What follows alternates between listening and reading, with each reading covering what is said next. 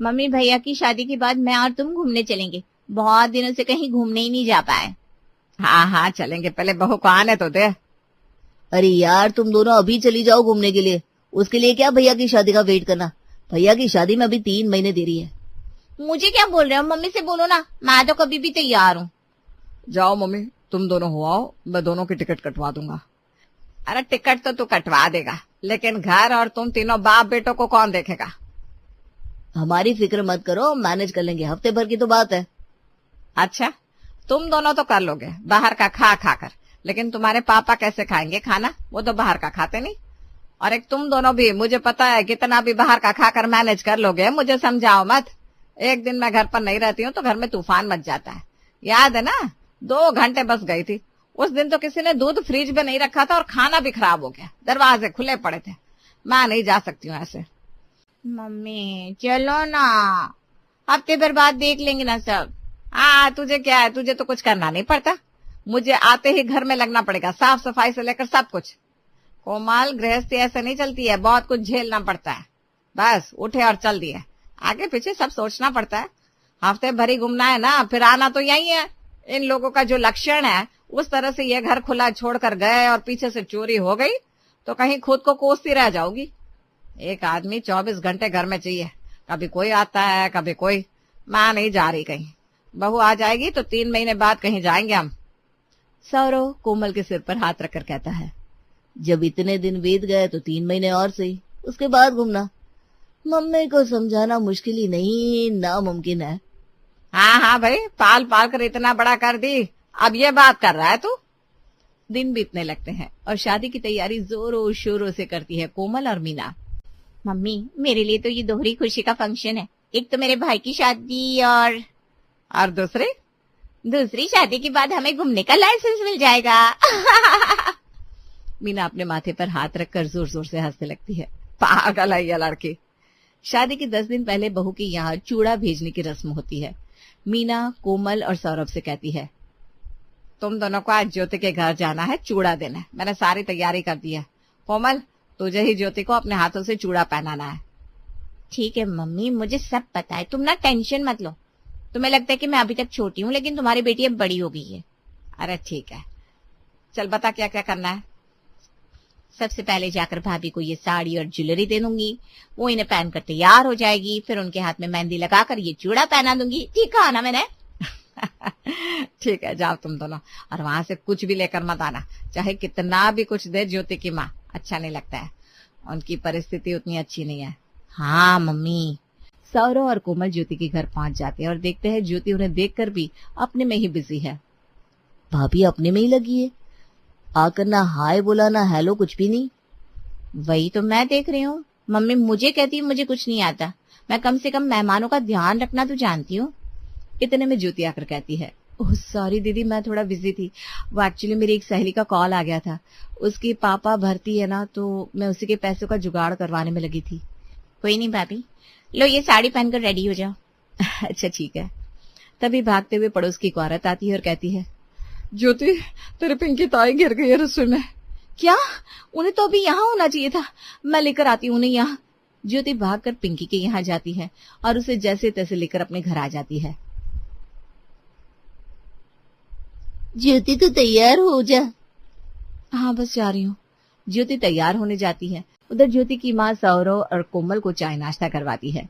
कोमल अपना दिमाग चलाते हुए पिंकी से कहती है, आपके बारे में तो हमें पता ही नहीं है, भाभी ने कहा था उनके पापा के कोई भाई नहीं है।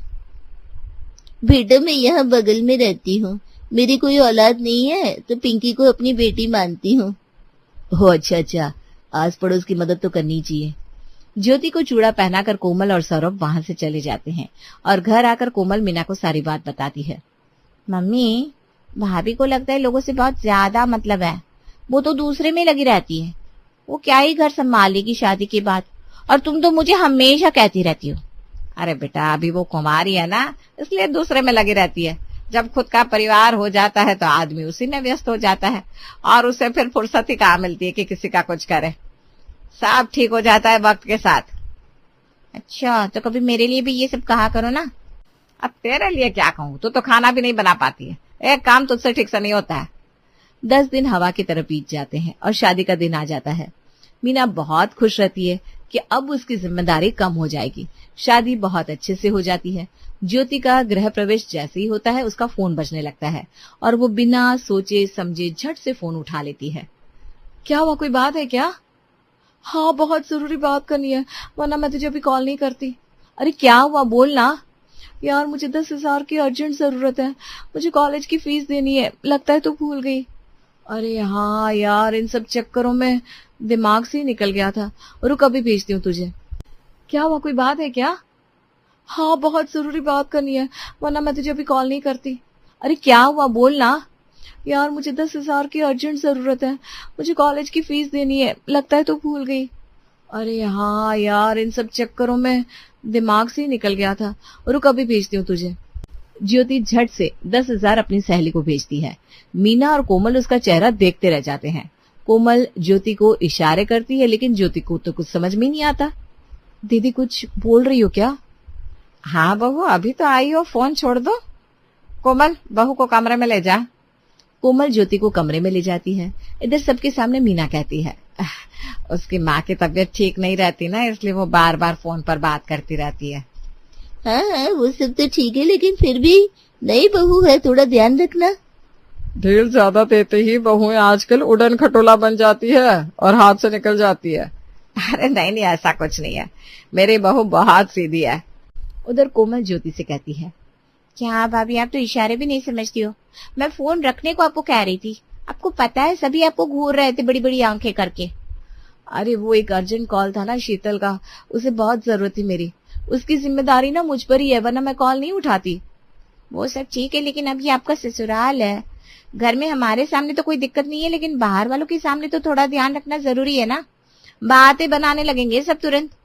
दीदी, लोगों का क्या है, उन्हें आदत होती है बातें बनाने की।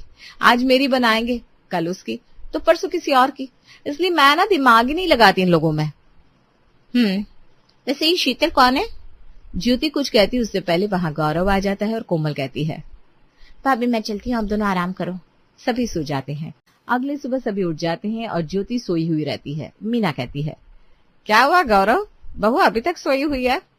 हाँ मम्मी, उसे बुखार है बहुत तेज। अच्छा, रुक जा, मैं देखती हूँ। मीना जाने के लिए उठती है, उतने में देखती है तैयार होकर ज्योति अपने हाथों में पर्स लिए कहीं जाने को तैयार है। बहू कहाँ जा रही हो, तुम्हारी तबीयत ठीक है? मम्मी जी, मेरी मम्मी को हार्ट अटैक आया है, मुझे जाना होगा। हाँ हाँ चली जा। गौरव, तू बहू को साथ लेकर जा। गौरव और ज्योति वहां से निकल जाते हैं। ज्योति अपने मायके पहुंचती है और उसकी माँ उसे देखकर कहती है, अरे बेटा तू क्यों आ गई यहाँ? आज तो तेरा पहला ही दिन है ससुराल में। मम्मी कैसी बात कर रही हो, तुम्हें हार्ट अटैक आया है और मैं कैसे नहीं आती? बेटा मुझे अटैक नहीं आया है, डॉक्टर ने कहा है अटैक आ सकता है तो आराम कीजिए। ऐसे ससुराल से आना अच्छा नहीं लगता, तू जा वापस बेटा। नहीं नहीं मम्मी जी, ज्योति को आज यहीं रख लो, मैं कल उसे ले जाऊंगा। ठीक है दामाद जी, कल आप लेने आ जाना। समझ लीजिए पग फेरे की रस्म होगी। गौरव अपने घर वापस चला जाता है। अगले दिन ज्योति रस्म पूरी करके घर आती है।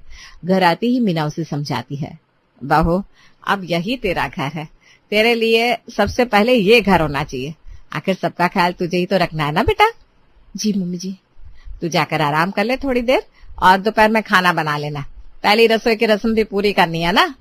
ठीक है मम्मी जी, वैसे भी कल से तो मेरा ऑफिस है, काफी दिनों से छुट्टी ले रखी है ना मैंने। हाँ कोई नहीं, तो चली जाना ऑफिस। ज्योति आराम करने के बाद दोपहर के लिए रसोई बनाने रसोई में जाती है। तभी उसके बॉस का कॉल आता है। ज्योति, क्या तुम मेरे लिए लंच भिजवा सकती हो? वो एक्चुअली बाहर का खा खा कर मेरी तबीयत खराब हो गई है और मेरी माँ बाहर गई हुई है। क्या सर, आप भी भेजना क्यों है, आप आ जाओ ना मेरे ससुराल। अरे अच्छा थोड़ी ना लगता है, वैसे भी तुम्हारी बस अभी अभी तो शादी हुई है। अरे सर, मेरे ऑफिस के जितने भी कलीग है ना, सब मेरी फैमिली का पार्ट है। किसी को कोई प्रॉब्लम हुआ मतलब मुझे है। अच्छा ठीक है, आता हूँ तब। ज्योति खाना बनाना शुरू करती है। सर को मटर पुलाव बहुत पसंद है, वही बनाती हूँ, और साथ में दाल और पनीर की सब्जी और फुल्की बना लेती हूँ। ज्योति खाना बनाकर सबको परोसती है। इतने में ही घर का बैल बजता है और ज्योति तुरंत खोलती है। सर आ गए आप, बैठिए। सब बॉस को देखते रह जाते हैं। मीना को बहुत अजीब लगता है, वो मन ही मन कहती है, बहू को बुद्धि नहीं है क्या, बॉस को घर क्यों बुला ली? सर बैठिए ना, मम्मी जी, ये मेरे बॉस हैं, मैंने लंच पे बुलाया है इन्हें। हाँ हाँ, क्यों नहीं। वो ज्योति मेरी बहन की तरह है। आज मेरी मम्मी घर पर नहीं थी तो मुझसे बाहर का खाया नहीं जा रहा था। अरे बेटा, अपना ही घर समझो। ठीक किया आ गए।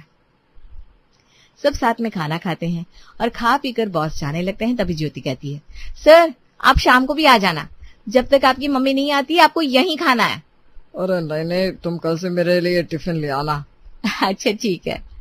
बॉस के जाने के बाद मीना ज्योति से कहती है, बहू आज तुम्हारी पहली रसोई है, तुम्हें आज बाहर वाले को बुलाने की क्या जरूरत थी? कल ही तो तुम्हें समझाया था कि पहले ससुराल है तुम्हारा, बाद में कुछ। मम्मी जी, वो भी मेरा परिवार है। मैं दिन के 8 घंटे उन लोगों के साथ बिताती हूँ। अगर मेरे ऑफिस के किसी भी आदमी को कोई परेशानी हो तो वो मेरी जिम्मेदारी है। अच्छा, सबकी जिम्मेदारी तुम्हारी है, हम सब और इस घर की जिम्मेदारी किसकी है फिर? मीना को बहुत तेज गुस्सा आता है और उसकी बोली तेज हो जाती है। अरुण देखता है कि घर का माहौल खराब हो रहा है तो वो मीना को रोकते हुए कहता है, बहू तुम अपने कमरे में जाओ। जी पापा जी। ज्योति अपने कमरे में चली जाती है और इधर अरुण कहता है, अरे क्या कर रही हो मीना, शांत रखो दिमाग को। बहू अभी अभी आई है, उसे एडजस्ट होने का वक्त तो लगेगा ना। अरे क्या वक्त लगेगा, जब से आई है तब से उसके नाटक देख रही हूँ, परेशान हो गई हूँ। 5 परिवार है उसके हमारे छोड़कर, बाकी सबकी उसको फिक्र है, बस हमारी नहीं। जहाँ उसे अब जिंदगी भर रहना है। कौन भला ससुराल आते ही फोन पर लग जाता है, फिर मायके चली जाती है, और ये बॉस अब। तुम ठीक बोल रही हो, लेकिन कम से कम बहू को महीने भर का वक्त दो ताकि उसे भी समझने का मौका मिले। ठीक है, महीने भर देखती हूँ, उसके बाद उसकी नसें टाइट करती हूँ। अगले दिन ज्योति सुबह तैयार होकर ऑफिस निकल जाती है। इधर मीना नाश्ता बनाती है और सबको देते हुए कहती है, कोमल तू कह रही थी ना घूमने चलने के लिए, बहू को पूरी दुनिया से मतलब है सिवाय हमारे। ये क्या ही घर संभालेगी, उसे तो पूरी दुनिया से मतलब है। गौरव मैं कह देती हूँ, उसे समझा देना वरना अच्छा नहीं होगा। हाँ मम्मी, देखता हूँ मैं। शाम को ज्योति ऑफिस से घर आती है और मीना उसे देखती ही कहती है, बहू रात का खाना तुझे ही बनाना है, जाकर आराम कर ले अभी। जी मम्मी जी। ज्योति जैसे ही रसोई में खाना बनाने के लिए जाती है, पिंकी का फोन उसे आ जाता है और वो कहती है, बेटा तेरे ताऊ की तबीयत बहुत खराब है, मुझे नहीं लगता उनके पास ज्यादा वक्त है। ऐसा मत कहो ना ताई, ताऊ को कुछ नहीं होगा, अपने नाती नातिन की परवरिश करनी है उन्हें। बेटा एक बार देखने का मन हो रहा है तुझे? मैं आती हूँ बस थोड़ी देर में, ताऊ को बोल देना मैं आ रही हूँ। ज्योति जल्दी से खाना बनाकर कोमल से कहती है, दीदी मैंने रात का खाना बना दिया है और मैं बाहर जा रही हूँ थोड़ा। इतना कहकर ज्योति सीधा घर से बाहर निकल जाती है और रात का खाना कोमल परोसती है। मीना उससे पूछती है, अरे कोमल तू क्यों खाना डाल रही है, तेरी भाभी कहाँ है? मम्मी वो घर में नहीं है, बाहर गई है। हड़बड़ी में मुझसे कह कर गई कि वो जा रही है और मैं खाना परोस दूं सबको। ये अच्छा है उसका।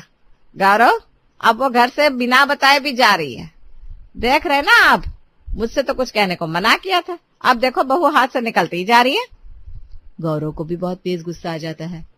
मम्मी ठीक बोल रही हो तुम, आए हुए 4 दिन नहीं हुए और वो अपनी मनमानी करने लगी है, ऐसा तो नहीं चलेगा। गौरव उसी वक्त ज्योति को कॉल करता है और कहता है, कहाँ हो तुम? इतनी रात को घर से बाहर चली गई, वो भी किसी को बिना बताए, ये कौन सा तरीका है? मैं बता कर आई हूँ। अच्छा तुमने क्या बताया? मैं जा रही हूँ बस। देखिए मैं आकर आपसे बात करती हूँ। ज्योति फोन कट कर देती है। गौरव का दिमाग और गर्म हो जाता है। खाना खा ले बेटा, उसके कारण खुद को नुकसान क्यों पहुंचा रहा है, आएगी तब उससे बात करना। आज तो बात करनी ही पड़ेगी माँ, चाहे जैसे भी हो। सब खाना खाकर सोने चले जाते हैं।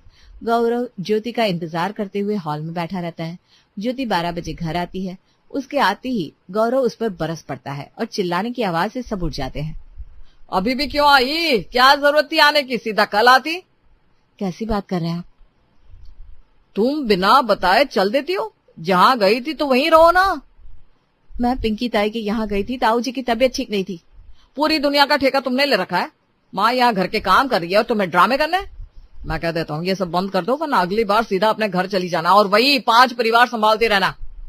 ज्योति की आंखें भर आती है और वो बिना कुछ कहे वहां से चली जाती है।